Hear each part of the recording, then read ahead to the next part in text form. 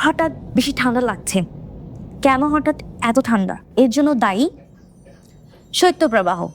যখন কোনো অঞ্চলের তাপমাত্রা খুব দ্রুত কমে যায়, বিশেষ করে 24 ঘন্টার মধ্যে তাপমাত্রা 10 ডিগ্রি সেলসিয়াসের নিচে নেমে যায় বা স্বাভাবিক তুলনায় অস্বাভাবিক ঠান্ডা অনুভূত হয়, তখনই সে অবস্থাকে বলা হয় শৈত্যপ্রবাহ।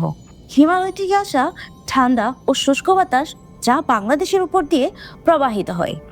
বৈজ্ঞানিক ভাষায় বলতে গেলে শীতকালে পৃথিবীর অবস্থানের কারণে উত্তর গোলদে সূর্যের দিকে কিছুটা হেলে থাকে না, ফলে সূর্যের আলো কম পড়ে এবং তাপমাত্রা নেমে যায় ও শীতল বাতাস প্রবাহিত হয়।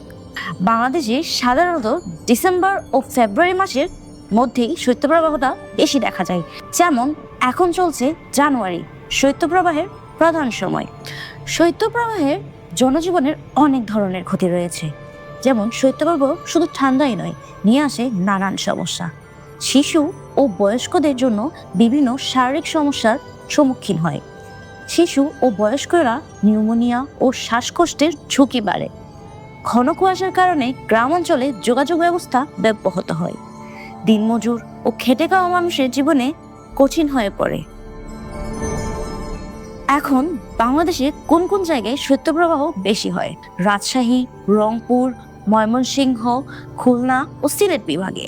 তাছাড়া সীমান্তবর্তী এলাকা যেমন পঞ্চগড়, দিনাজপুর, কুড়িগ্রাম এবং মৌলভীবাজার, শ্রীমঙ্গল, যেখানে তীব্র শীত প্রায় নিয়মিতই দেখা যায়। শৈত্যপ্রবাহে করণীয় ও সতর্কতা সম্পর্কে চলুন এখন জেনে আসি। নিজেকে উষ্ণ রাখুন। গরম কাপড়, জ্যাকেট, সোয়েটার, স্কার্ফ ও টুপি, মোজা ব্যবহার করুন। 2. গরম পানি ও পুষ্টিকর খাবার খান। 3. শিশু ও প্রবীণদের বিশেষ যত্ন নিন। 4. প্রাণী ও কৃষির সুরক্ষা নিশ্চিত করুন।